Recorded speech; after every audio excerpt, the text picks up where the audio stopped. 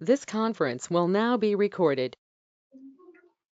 अद्य बुधवासरः अथवा सौम्यवासरः कार्तिक शुद्ध एकादशी दिनांक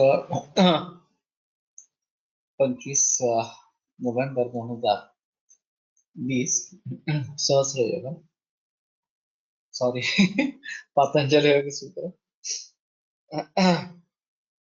स पूर्वेषामपि गुरुः कालेन स एष पूर्वेषामपि गुरुः कालेन अनुवच्छेदात् मूकं करोति वाचालं पङ्गुं लङ्घयते गिरिं यत्कृपातमहं वन्दे परमानन्दमाधवम् अपि स्वशक्त्या तपसि प्रवर्तसे शरीरमाद्यं खलु धर्मसाधनं तनिष्ठिकाधिष्ठितकालिदासो यदुक्तवान् तत् अहमत्र वक्ष्ये उद्दिष्टमायुर्वेदस्य स्वस्थस्य स्वास्थ्यरक्षणम् आतुरे रोगमुक्तिश्च द्वयमेतत् प्रयुज्यते योगशास्त्रे धुना किन्तु न तस्य प्रयोजनम् द्वयोर्मोक्षप्राप्तिः स्यात् योगो मोक्षप्रवर्तकः स्वास्थ्यं च रोगमुक्तिश्च मोक्षप्राप्तिस्तथैव च सम्यक् अध्ययनेनैव आयुर्योगस्य तद्भवेत्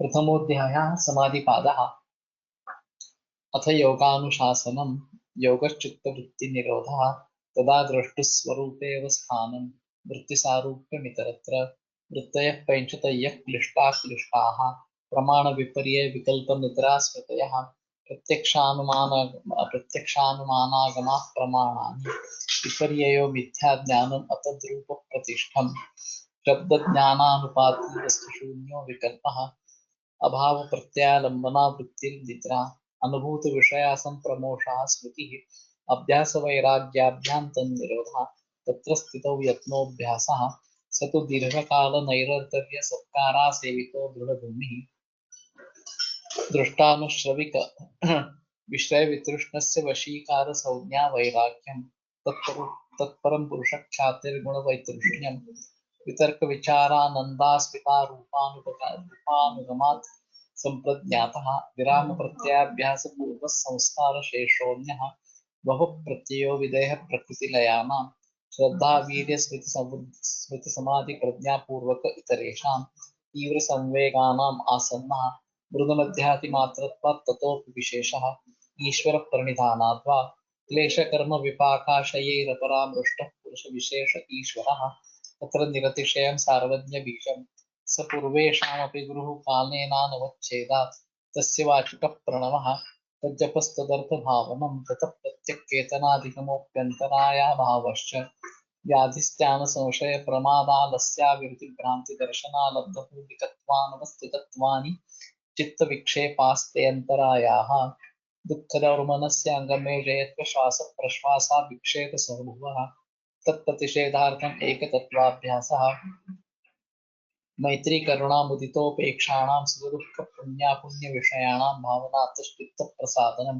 प्रच्छद्धनविधारणाभ्यां वा प्राणस्य विषयवती वा प्रवृत्तिरुत्पन्ना मनसस्थितिनिबन्धिनी विशोका वा ज्योतिष्मती वीतरागविषयं वा चित्तं स्वप्ननिद्राज्ञानालम्बनं वा तथाभिमतध्यानाद् वा परमाणुपरममहत्वान्तोऽस्य वशीकारः क्षीणवृत्तेरभिजातस्यैव मणेर्गृहीतृ ग्रहणग्राह्येषु तत्स्तदन्यनता समापत्तिः तत्र शब्दार्थज्ञानविकल्पैः सङ्कीर्णा सवितर्का समापत्तिः स्मृतिपरिशुद्धौ स्वरूपशून्येवार्थमात्रनिर्भासा निर्वितर्का एतयैव सविचारा निर्विचारा च सूक्ष्मविषया व्याख्याता सूक्ष्मविषयत्वञ्चालिङ्गपर्यवसानं ता एव सबीजः समाधिः निर्विचारवैशारद्येऽध्यात्मप्रसादः ऋतम्भरा तत्र प्रज्ञा श्रुतानुमानप्रज्ञाभ्याम् अन्यविषया विशेषार्थत्वात् तज्जः संस्कारोऽन्यसंस्कारप्रतिबन्धी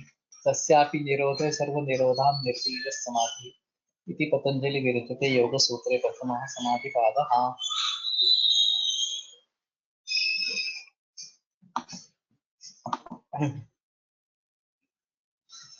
स एष पूर्वेषामपि गुरुः कालेन अनवच्छेदात्।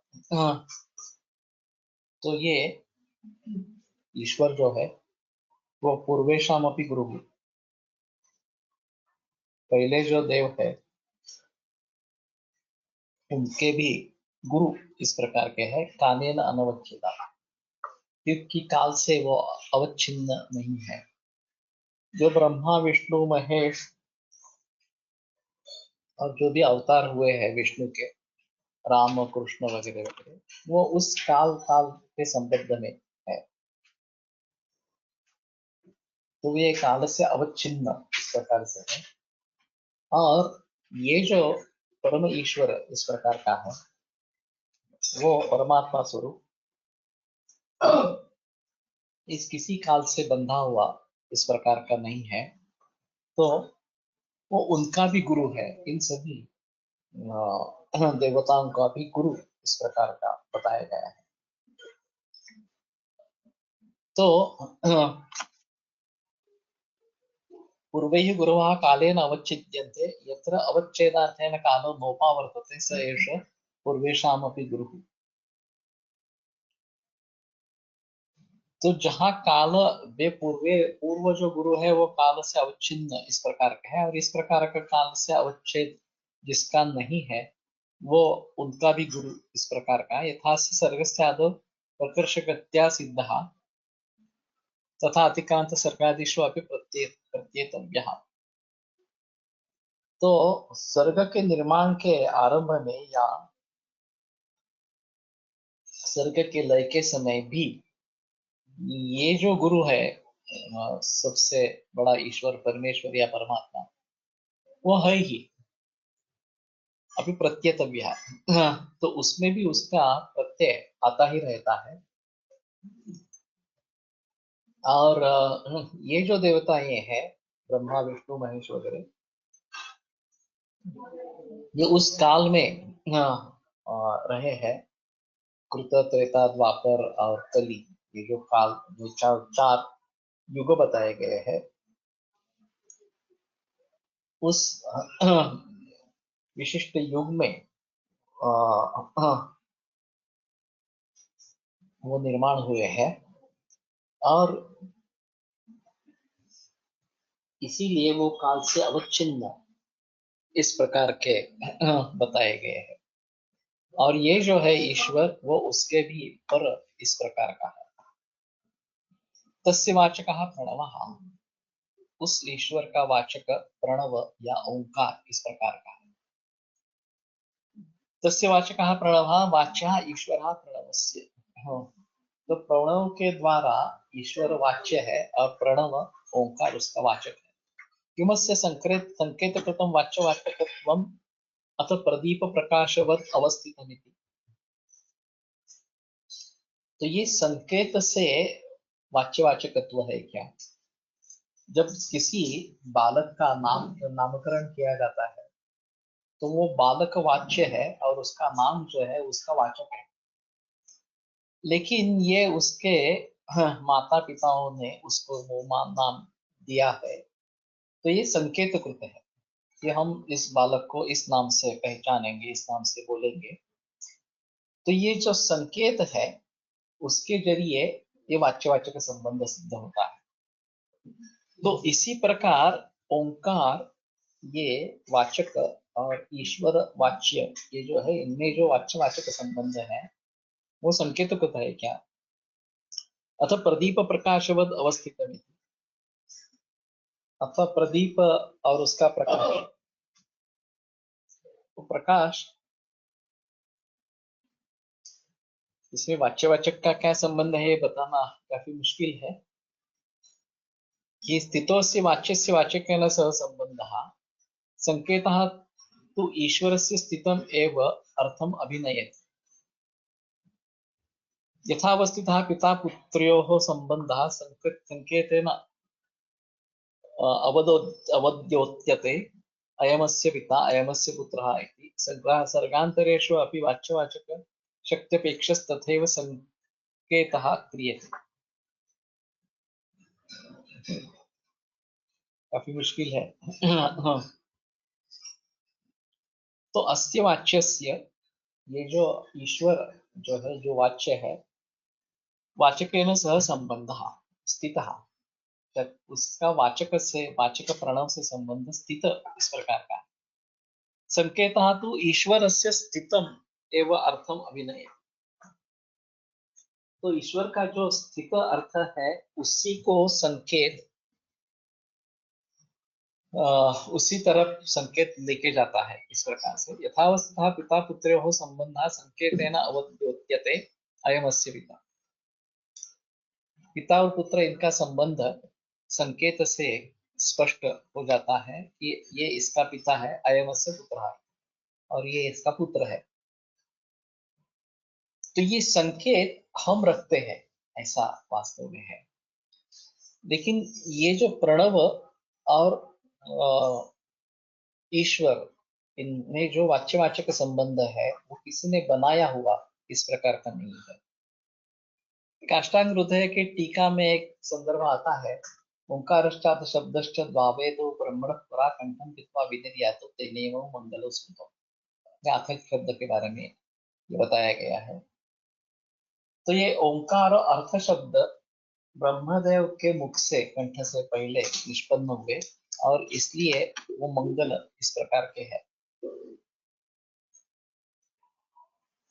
तो ओम ब्रह्मा ने भी उसका स्मरण किया होगा, ऐसा ही है। जैसे वेद के बारे में हम बताते हैं कि उनका केवल स्मरण मात्र है, वो तो पहले से मौजूद है ही। उसी प्रकार से ये ओंकार मौजूद है ही, ब्रह्मा ने उसका पहले उच्चारण इस प्रकार का किया और इनका जो वाच्यवाचक संबंध है वो नित्य संबंध है। ओंकार वाचक है और ईश्वर वाच्य है, लेकिन इन दोनों का संबंध नित्य इस प्रकार का है। ये संकेत जनित संबंध नहीं है, ये कहने का तात्पर्य है। अगर संकेत जनित रहेगा तो अनित्य हो जाएगा, ये वो नहीं है। तज्जपः तदर्थ भावना। तो ओंकार का जब, उसका जो अर्थ है साक्षात ईश्वर, उसको भावना अर्थात उसको स्थिर करना अपने बुद्धि में इस प्रकार का है। संप्रतिपत्ति नित्यतया नित्य शब्दार्थः संबंधः इति आगमिनः प्रतिजानते विज्ञात वाच्यवाचकत्वस्य योगिनः।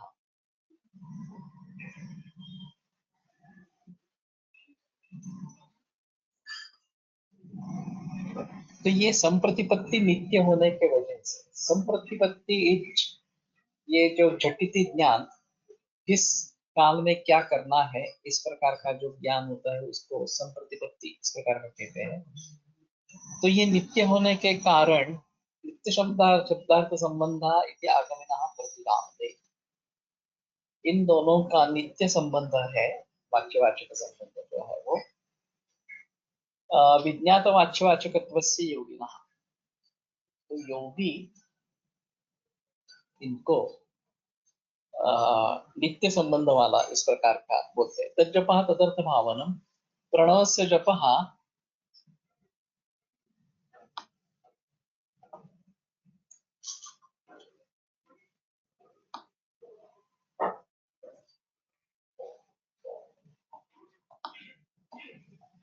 प्रणवाभिधेयस्य च ईश्वरस्य भावना। प्रणव का जप करना यानी कि क्या, कि प्रणव से जो वाच्य ईश्वर है उसके बारे में सोचते रहना, उसको अपने बुद्धि में स्थिर इस प्रकार से करना। ततस्य योगिनः प्रणवं जपतः प्रणवार्थं च भावतया चित्तम एकाग्रम संपत्ति।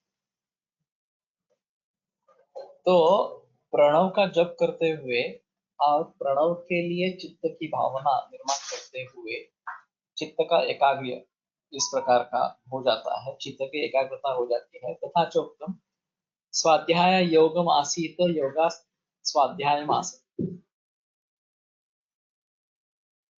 तो स्वाध्याय से योग और योग से स्वाध्याय ये होते रहते, थोड़ा सा अन्योन्याश्रय इस प्रकार का है। स्वाध्याय योग संपत्तिया परमात्मा प्रकाशते। तो बार बार करने से स्वाध्याय यानी कि बार बार करने से योग सिद्ध होता है और योग से स्वाध्याय सिद्ध होता है। और इन दोनों के जरिए परमात्मा प्रकाशित इस प्रकार का होता है। तो इसको रटते रहना है, ओंकार जो है वो करते रहना चाहिए, ऐसा कहने का तात्पर्य है। म्हणजे ओंकार वेगळं काय करतो योगासाठी हे अध्यात्मासाठी ईश्वराप्रती घेऊन जातो।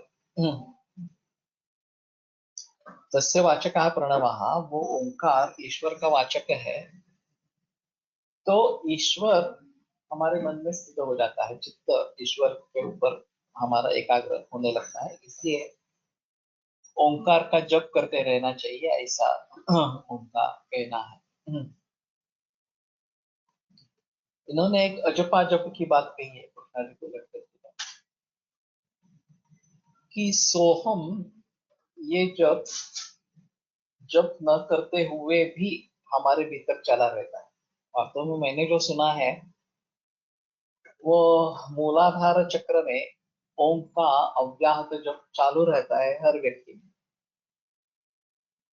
जब हम ओंकार जो वैखरी वाणी से कर रहे हैं उसमें तल्लीन इस प्रकार से हो जाते हैं, तो ये अपने आप को सुनने आता है।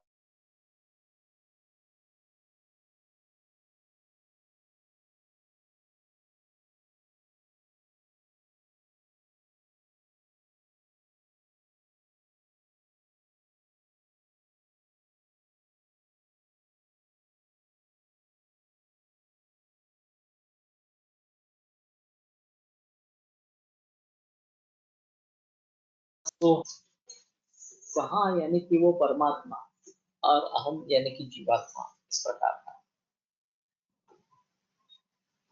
तो साहम, सांस लेते समय सो और छोड़ते समय अहम, इस प्रकार का वो है। यहाँ पे एक जहद जहल लक्षणा बताई जाती है या प्रत्यभिज्ञा इस प्रकार की भी बताई जाती है।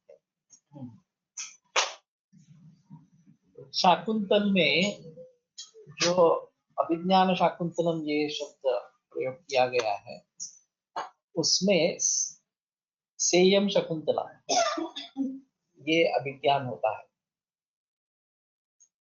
कि जिस शकुंतला के साथ मैंने गांधर्व विवाह किया और उसको छोड़ दिया वहीं पे आश्रम में, और जब कण्व मुनि ने उसको फिर पति के पास भेजा और उसने उसको पहचाना ही नहीं दुर्वास के शाप की वजह से, और बाद में ये जब अंगूठी मिली तो अंगूठी देखकर सेयम शकुंतला इस प्रकार की प्रतिविज्ञा हो गई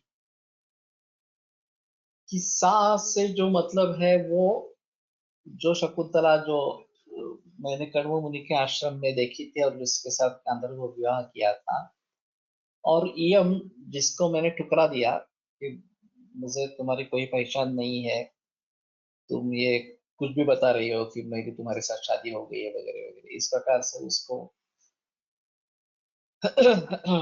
राजगृह से निकाल दिया। तो वो ये शकुंतला है। तो इसमें शकुंतलात्व ये कॉमन है। सा से वो कण्व मुनि के आश्रम की शकुंतला है और इयम से या अद्यतन की शकुंतला है, इस प्रकार की सामने जो है। तो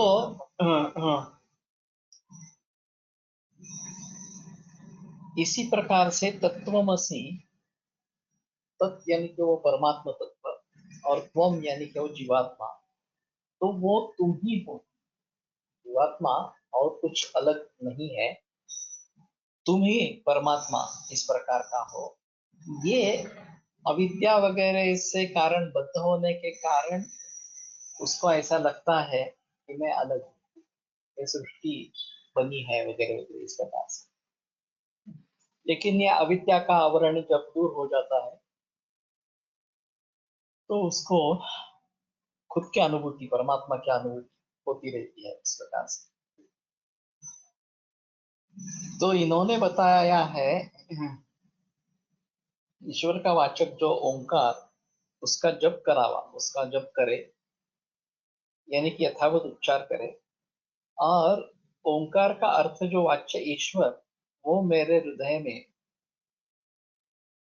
स्थित है, इस प्रकार, और मैं और वो भिन्न नहीं, एक रूप है, इस प्रकार की भावना करनी है जब ओंकार का जाप कर रहे हैं तो उस समय में। तो इसमें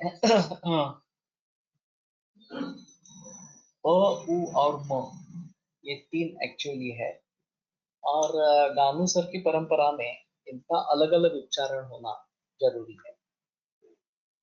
तो अ और उ की एक मात्रा, या अ की एक मात्रा, उ की एक मात्रा, म की दो मात्राएं, और फिर एक बहिकुंभ।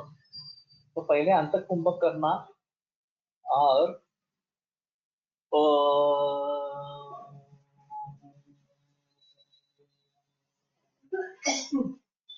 तो अ और उ, ये देन दोनों कंठ्य इस प्रकार के हैं। सो अकोह विसर्जनीयानां कंठः, इस प्रकार से। और उपपद्मानीयानां ओष्ठौ, उ जो है वो ओष्ठ इस प्रकार का है, और म का भी ओष्ठ ये स्थान। तो जब हम सांस छोड़ रहे हैं और अ का उच्चारण कर रहे थे, वो कंठ से उच्चारण हो रहा है। जब उ आरंभ करते हैं तो ओष्ठ उसमें शामिल हो जाते हैं, और ओष्ठ जब मिट जाते हैं तो म का शुरू हो जाता है।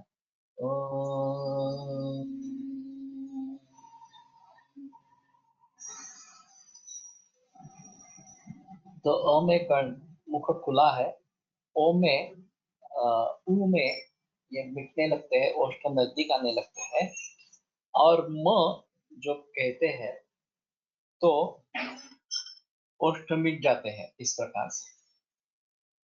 तो ये पूरा उच्छ्वास कर देने का, म खत्म होने तक, और फिर एक बहिकुंभ की अवस्था है। हाँ, तो स्थिरस्कुमासनम तस्मिन् सति श्वास प्रश्वास गति विच्छेदः प्राणायाम, इस प्रकार का बताया। स्थिर और सुख इस प्रकार का आसन है, और उसमें बैठे बैठे उस आसन स्थिति में श्वास और प्रश्वास से इनकी गति बंद हो जाना, गति विच्छेद हो जाना, ये प्राणायाम बताया गया। तो वास्तव में ओंकार में प्राणायाम अच्छा होता है। तो अ से शुरुआत करें जो कंठ्य है, फिर ओ तक ऊपर उतर आए जो ओष्ठ्य है, और फिर म पर उतर आए, ये भी ओष्ठ्य इस प्रकार का ही है, और मुंह पूरा बंद हो जाएगा। प्रॉपर ओंकार का उच्चारण हो रहा, इसकी अनुभूति कैसे रहेगी? ये तो विद्या है और गुरु से ही सीखनी है, ये बेहतर ऑप्शन है। और हमने अशोक गानू सर से इसकी शिक्षा पाई है। ये अ उ और म तीनों अलग अलग उच्चारण इस प्रकार के हो, और फिर उसके बाद में रुके बहिकुंभक करें, और जब ऐसी स्थिति आएगी आप सांस लेना जरूरी है, तभी सांस ले। तो जैसे कि हम करते हैं सांस लेना,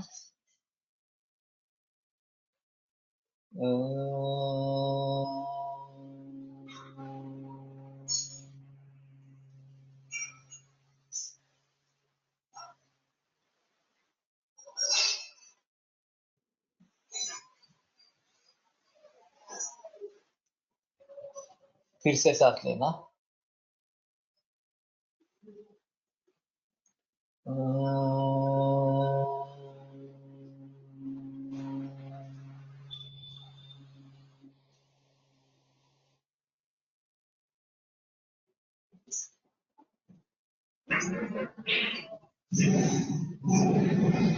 तो अ की एक मात्रा, उ की एक मात्रा, और म के दो मात्रा, इस प्रकार से करेंगे।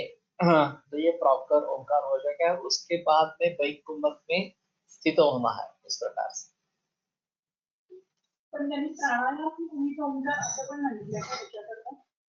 पुढे आलंय ना ते प्राणायाम वगैरे सगळं, 8 अंगांचं वर्णन पुढे आलंय, 8 अंगों का वर्णन जो है वो आगे आएगा। और इसमें प्राणायाम भी होता है और ओंकार भी होता है, ये दोनों चीजें साथ में इसमें होती है, तो वो करते रहने से उसका फायदा इस प्रकार का रहेगा। तो एकांत स्थल में वैखरी वाणी से प्रणव या ओंकार दीर्घ उच्चार करते रहना, ये कानों से सुनते रहना, और फिर उसका अनुसंधान मन से तदर्थ भावना, तो इसमें मन के संकल्प विकल्प बंद होकर वृत्ति शून्यता प्राप्त होती है, और फिर उस वृत्ति शून्य मन में आत्मस्फुरण होता रहता है। तो हर जीव के लिए श्वसन क्रिया यावत जीव चालू रहती है, अंडज और जरायुज इनमें ये श्वसन श्वास प्रश्वास रूप से स्फुटत्व से प्रतीत होता है। जब अभ्यासक आसन पर स्थित होकर सुस्थित होकर श्वास प्रश्वास किस प्रकार से चल रहे हैं उसके ऊपर ध्यान देता है, उसका अवलोकन करता है, तो मन उसमें स्थिर हो जाता है, और फिर सांस लेते समय सो और श्वास छोड़ते समय हम, इस प्रकार का उच्चार करना है।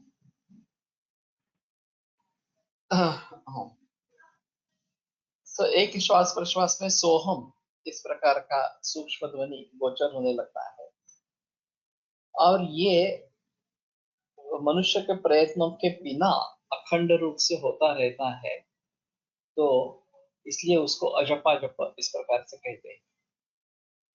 अजपा जप करताना ओंकार होऊ शकेल का? एक्चुअली अपने आप होता ही रहता है, हमें सिर्फ उसको सुनना है। अजपा जप का मतलब ही है कि हम खुद जप नहीं कर रहे हैं, जप न करते हुए भी जप जो होता है वो अजपा जप इस प्रकार। तो जब हमारी वृत्ति उसी में लीन हो जाएगी तो अपने आप हमें ओंकार की अनुभूति आएगी।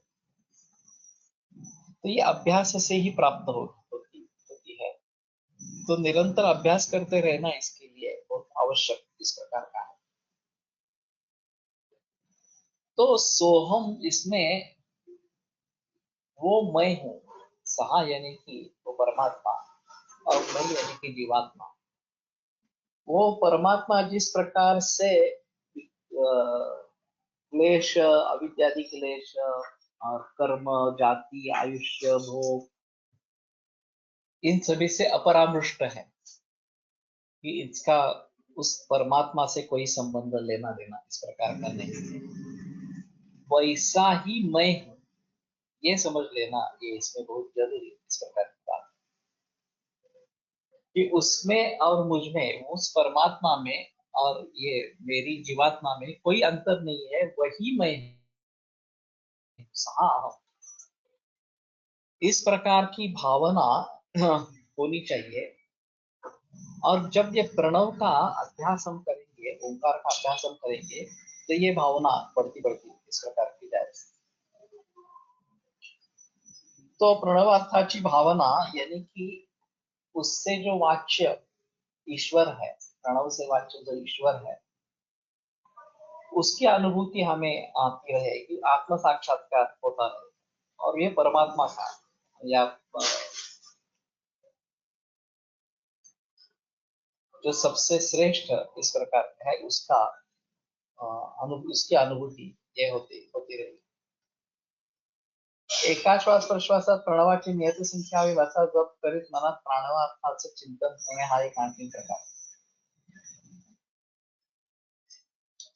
तो एक श्वास और प्रश्वास में प्रणव कितने हो सकते हैं, नियत संख्या, ये भी एक प्रकार है, लेकिन ये मुझे थोड़ा मुश्किल लगता है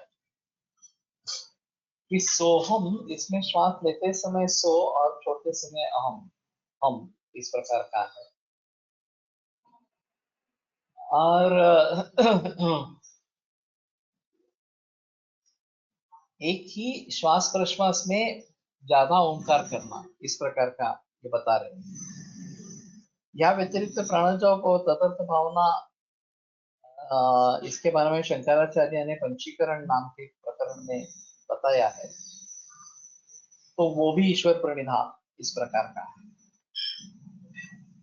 तो ये वहां पे देखना पड़ेगा पंचीकरण में शंकराचार्य ने क्या मार्ग बताया है इसके बारे में, और वो भी अगर हम करेंगे तो इस प्रकार के ईश्वर प्रणिधान से ईश्वर संतुष्ट होकर समाधि प्रज्ञा निर्माण करता है साधक के बुद्धि में।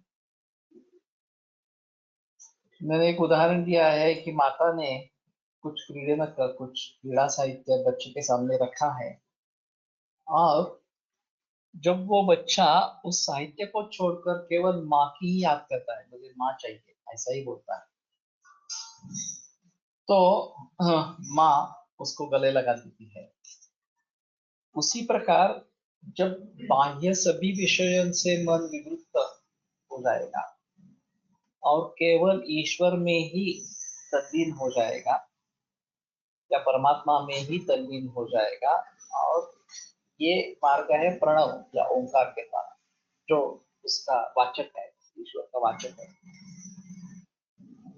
तो ईश्वर की अनुभूति होने लगती है, परमात्मा की अनुभूति होने लगती है।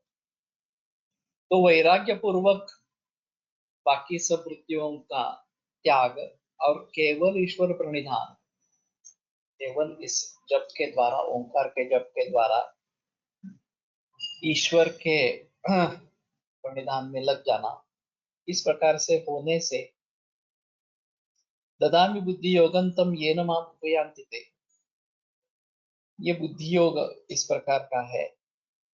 तो आत्म साक्षात्कार, समाधि सिद्ध होकर उसका आत्म साक्षात्कार हो जाता है। तो ये जो बात गीता में, भगवत गीता में बताई गई है, तो वो इससे सिद्ध इस प्रकार की हो जाती है। तो सबसे अहम भूमिका ये है कि हम ईश्वर प्रणिधान में ओंकार का जप करते रहे, और वो करते करते बाह्य विषयों से मन पूरी तरीके से व्यावृत्त इस प्रकार का हो जाएगा, और उसका वाचक जो प्रणव है, उस ओंकार के द्वारा परमेश्वर या परमात्मा ये जो है इसकी सिद्धि होगी और उसका साक्षात्कार हो जाएगा। ततः प्रत्येक चेतनाधिगमोप्यंतराया भावश्च, इसके बाद ये प्रणव से भावना इस प्रकार की हो जाने के बाद प्रत्येक चेतनाधिगम किंचास्य भवति तथा प्रत्येक चेतनाधिगमो अपि अंतराय भावश्च, ये तावद् अंतरायाः व्याधिप्रवृत्तयः ते तावद् ईश्वर प्रणिधानां न भवन्ति, स्वरूप दर्शनम् अपि अस्य भवति। यथैव ईश्वरः पुरुषः शुद्धः प्रसन्नः केवलः अनुपसर्गः तथा अयमपि बुद्धेः प्रतिसंवादं वेद यः पुरुषः तम अधिगच्छति। तो प्रत्येक चेतनाधिगम, ये प्रत्येक का मतलब मैं नहीं समझा एक्चुअली। प्रत्येक चेतन यानी कि बुद्धि साक्षी जो पुरुष की बुद्धि की साक्ष्य से जो समझ में आने वाला है, ऐसा इस प्रकार का पुरुष, उसका अधिगम यानी कि उसका ज्ञान होना, उसका साक्षात्कार होना। और इसमें जो अंतराय है, इसमें जो भी विघ्न आने वाले हैं, वो भी नहीं होते, अंतराया अभावश्च, तो उन अंतरायों का भी अभाव हो जाता है और परमेश्वर की सिद्धि हो जाती है, ऐसा ये कहना है। ये तावत् अंतरायाः व्याधि प्रभृतयः, तो व्याधि स्थान संशय प्रमादालस्य विरति भ्रांति दर्शनालब्ध भूमिकत्वानवस्थितत्वानि विक्षिप्त विक्षेपाः ते अंतरायाः। तो ये सब बाधाएं हैं, ये अंतराय है, और उनके जरिए ईश्वर प्रणिधान सिद्ध नहीं होता, या फिर जो ओंकार का जप है वो सिद्ध नहीं होता, और ईश्वर परमेश्वर का अनुभूति नहीं होती। तो इस प्रकार से मन ओंकार में लीन हो जाने से या उसका जप करते रहने से उसकी अनुभूति हो जाती है, परमात्मा की अनुभूति हो जाती है, ये एक चीज है। और जो इसमें विघ्न है, बाधा ये है, उनकी भी प्राप्ति नहीं होती, उनका भी अभाव हो जाता है। और किसी भी रुकावट के बिना हमें परमेश्वर या परमात्मा की अनुभूति इस प्रकार की हो जाती है। तो ये जो बाधाएं हैं वो उत्पन्न ही नहीं होती, और अगर उत्पन्न हुई भी प्रकार प्रारब्धवशात तो उनका नाश भी हो जाता है, और हमें परमेश्वर की अनुभूति होने लगती है, परमात्मा की अनुभूति होने लगती है। तो ये ईश्वर कृपा का फल है, ऐसा इनका कहना है। तो बुद्धि बहिर्मुख होने के समय बाह्य जग का जो अधिष्ठान वो परमेश्वर प्राक चेतन, उसका परोक्ष ज्ञान उसको शास्त्र सहाय से होता है। ये परमेश्वर क्लेश कर्म विपाक आशय इनसे अस्पृष्ट इस प्रकार का है, ये शास्त्र से पता चलता है। अभी आत्म साक्षात्कार के लिए बुद्धि विषय त्याग पूर्वक अंतर्मुख होती है, तो प्रणव जप से युक्त इस प्रकार से अर्थानुसंधान से बुद्धि प्रतिसंवेदी जो प्रत्येक चेतन उसका साक्षात्कार बुद्धि को हो जाता है। तो बुद्धि से ये जाना जाता है, ये एक चीज है, क्योंकि आखिर ये ज्ञान है, ज्ञान है तो बुद्धि होनी चाहिए इस प्रकार। वास्तव में ऐसा थोड़ा सा है कि उस अवस्था को पहुंचने के बाद बुद्धि भी नहीं रहती वास्तव में। तदा दृष्टु स्वरूप अवस्थानम, दृष्टा जब स्वरूप अवस्थिति में स्थित हो जाता है तो बुद्धि का कहाँ काम है, बुद्धि कहाँ रहती है, बुद्धि नहीं रहती। लेकिन वहां तक लेके जाने वाली बुद्धि है, और ये बुद्धि अजपाजप से या फिर ओंकार की साधना से निर्माण होती रहती है इस प्रकार से। और फिर हमें ईश्वर की अनुभूति इससे होती है। तो बेहतर है कि हम अनुसंधान करने के लिए ओंकार का ही चित्र सामने रखें या कुछ भी इस प्रकार से, और उसी पे कंसंट्रेट करें। ये फिर भी वितर्क सवितर्क संप्रज्ञात समाधि है। फिर आंखें बंद करके भी मुझे सामने ओंकार दिखना चाहिए, इसका विचार इस प्रकार पे हम पहुंच गए। फिर ओंकार नहीं रहेगा लेकिन आनंद रहेगा, जो आत्मा सच्चित आनंद स्वरूप है, तो उस आनंद की अनुभूति होगी। ये आत्म साक्षात्कार की शुरुआत इस प्रकार की है। और फिर वो मैं हूं अस्मिता रूप जो बताया गया है संप्रज्ञात समाधि कि केवल अस्तित्व की अनुभूति, जहाँ मैं हूँ वास्तविक में जो परमात्मा है वही मैं हूँ, ये यहाँ पे है। लेकिन मैं हूँ इस प्रकार की अनुभूति, ये शाश्वत और उसके आगे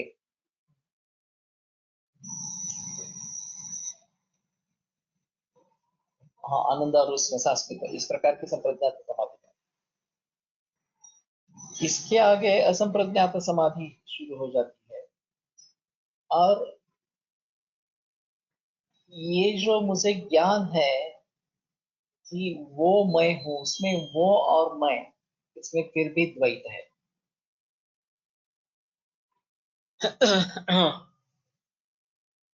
ये द्वैत भी जब निकल जाएगा, बस मैं हूं इस प्रकार से, तो ये संप्रज्ञात समाधि की चरम अवस्था इस प्रकार की रहेगी।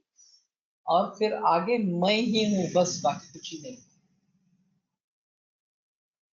तो ये परिस्थिति शायद इस प्रणव जब से होती होगी। कार्य शरीर कारण शरीर, ऐसे भेद इसी से जुड़े होगा क्या, ये स्थूल शरीर जो है उसके साथ इंद्रिय जुड़े हुए हैं, उस इंद्रियों के साथ उसके विषय जुड़े हुए हैं, और उनका ज्ञान, उन विषयों का ज्ञान, उनका उपभोग हम अपने इंद्रियों से लेते रहते हैं। जब तक इस स्थूल शरीर का विचार है कि स्थूल सूक्ष्म शरीर, या तो मैं सुन रहा हूँ, कोई देख रहा हूँ, मैं अच्छा आस्वाद ले रहा हूँ, वगैरह वगैरह, इस प्रकार से उससे अंतर्मुख जब होते जाएंगे तो मन इंद्रिय के रूप में काम करता रहता है। और उस अवस्था में मन का विषय आत्मा ये है। तो उसका अनुभव हम जब लेना आरंभ करते हैं तो सवितर्क और सविचार, इन समाधियों में फिर भी आलम्बन विषय से जुड़ा है, बाह्य विषय से, वो खत्म हो जाएगा इस प्रकार से। और जो आत्मा की अनुभूति है वो हमें आती रहेगी इस प्रकार से, जो मन का विषय इस प्रकार से। और फिर सिर्फ मेरी अनुभूति रहेगी, मैं हूँ इतना ही रहेगा इस प्रकार से। तो ज्ञाता ज्ञेय ज्ञान, ये जो तीन बताते हैं त्रिपुटी, तो ज्ञाता मैं हूँ और बस मैं ही हूँ, बाकी कुछ नहीं है। किसी का ज्ञान करके लेना है वगैरह वगैरह, ऐसा नहीं है। पहले तो हम सोचते हैं कि मुझे आत्मज्ञान हो रहा है इस प्रकार से, आगे वो भी सोच नहीं रही। प्रणव के बारे में जब सोचते हैं तो सोहम, इसमें भी द्वैत है, वो और मैं इस प्रकार से। और इस द्वैत को छोड़कर सिर्फ मैं, परमात्मा स्वरूप मैं ही हूँ, इस प्रकार की अनुभूति होना, ये तो स्थूल शरीर कब का पिछड़ गया, उसका कोई संबंध नहीं रहा। सूक्ष्म शरीर में भी बुद्धि द्वारा, महतत्व द्वारा ज्ञान होता रहता है, वो ज्ञान भी चला गया। मुझे सिर्फ अपनी ही अनुभूति हो रही है, या अपनी ही परमात्मा, मैं परमात्मा स्वरूप हूँ, इसकी अनुभूति हो रही है, इस प्रकार की स्थिति रहेगी। तो ये चेतनाधिगम, प्रत्येक चेतनाधिगम, पुरुष का साक्षात्कार होना या परमात्मा का साक्षात्कार होना, ये ओंकार की प्रैक्टिस से, अभ्यास से प्राप्त होता है इस प्रकार से। और उसमें जो प्रत्यवाय आते रहते हैं, अंतराय जो बताए गए हैं कि व्याधि स्थान संशय प्रमाद आलस्य अविरति क्रांति दर्शन अलब्ध भूमिकत्व अनवस्थितत्व, ये सब चित्त विक्षेप है और ये अंतराय इस प्रकार के। तो अंतराया भाव हो जाता है, ये अंतराय नहीं आते हैं, ये विघ्नभूत नहीं होते हैं, प्रत्यवाय रूप नहीं होते हैं, और परमात्मा की अनुभूति होती रहती है। और अगर प्रारब्धवशात वो उत्पन्न होती ही है तो उनका नाश भी इस प्रणव की आवृत्ति से होता है, ऐसा ये सब कहना है। तो ये जो व्याधिस्थान संशय प्रमादालस्याविरति भ्रांति दर्शनालब्ध भूमितत्वानवस्थितत्वानि चित्त विक्षेपाः, ये जो चित्त विक्षेप इस प्रकार के बताए गए हैं, वो अगले सोमवार को तो मैं नहीं रहूंगा, एक्चुअली सोमवार मैं कोपण में हूँ, तो अगले बुधवार को इसके बारे में सोचेंगे। और मैं थोड़ा धीरे धीरे ही जा रहा हूँ, क्योंकि ये समझ लेना और आत्मसात करना दोनों डिफिकल्ट है। तो जिस मशीनरी का, जिन कारणों का हम ये समझने के लिए उपयोग कर रहे हैं, उन साधनों का भी त्याग कर रहे हैं, ऐसा इसमें है। तो ये काफी मुश्किल इस प्रकार का होता है। तो लेकिन परमात्मा स्वरूप में स्थित हो जाना, ये हमारा अगर अंतिम उद्देश्य इस प्रकार का है, और ये ज्ञान मार्ग है, भक्ति मार्ग नहीं है। तो फिर यही सिलसिला चलता रहेगा कि कैसे हम उस अवस्था को पहुंचेंगे। तो इसमें प्रणव का अभ्यास, ओंकार का अभ्यास एक अहम चीज है। और वो जितनी गहराई में जाकर हम करेंगे, जितने तल्लीन होकर करेंगे, उतना परमात्मा की अनुभूति होना ये पॉसिबल हो जाएगा, ये हम कर सकेंगे। और फिर तदादृष्ट स्वरूप अवस्थानम, इस अवस्था को पहुंचेंगे। लेकिन इसमें काफी प्रत्यवाय भी है, काफी बाधा ये भी है।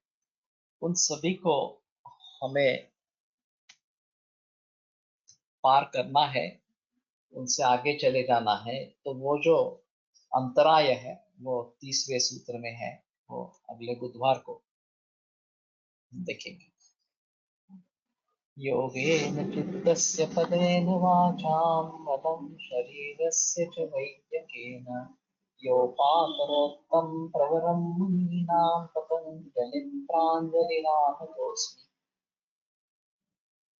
तो मैं इस पे विदा देते हैं, और फिर से अगले बुधवार को मिलेंगे। मुझे एक बार याद दिलाना।